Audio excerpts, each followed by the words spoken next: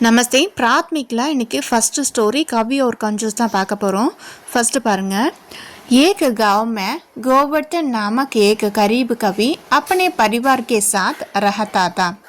ஒரு கிராமத்தில் கோவர்தன்ற ஒரு ஏழை கவிஞர் வந்து தனது குடும்பத்தோடு வசித்தான். एक दिन वह महेंद्र नामक धनवान के घर पहुंचा. ஒரு நாள் மகேந்திரன் நேம் இருக்கிற ஒரு தன்வான் ஒரு பணக்காரருடைய வீட்டுக்கு போய் சேர்றான்.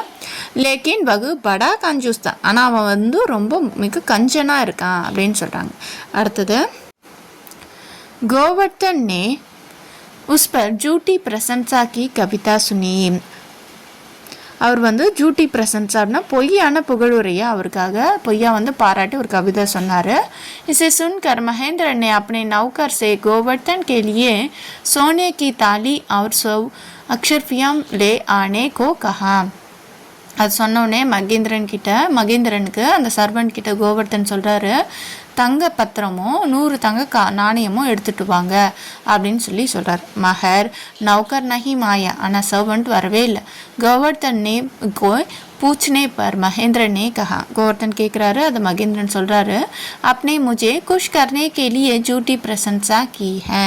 நீ வந்து என்னை சந்தோஷப்படுத்தணும் அப்படின்றதுக்காக என்ன பண்ண, பொய்யா வந்து என்னை புகழ்ந்த. அந்த மாதிரி उसी तरह आपको खुश करने के लिए मैं भी झूठी बोला. उसी तरहனா அந்த விதமாக நானும் உன்னை வந்து சந்தோஷப்படுத்தணுன்றதுக்காக அந்த மாதிரி சொன்னேன் அப்படின்னு சொல்லி சொல்கிறாரு.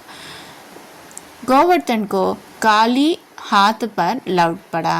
கோவர்தன் வந்து வெறும் கையாக வந்து என்ன பண்ணார், திரும்பினார் அப்படின்னு சொல்கிறாங்க. சீக் कंजूस भूल कर भी கோடி தம்பட்டி தக் நஹீம் தேத்தா.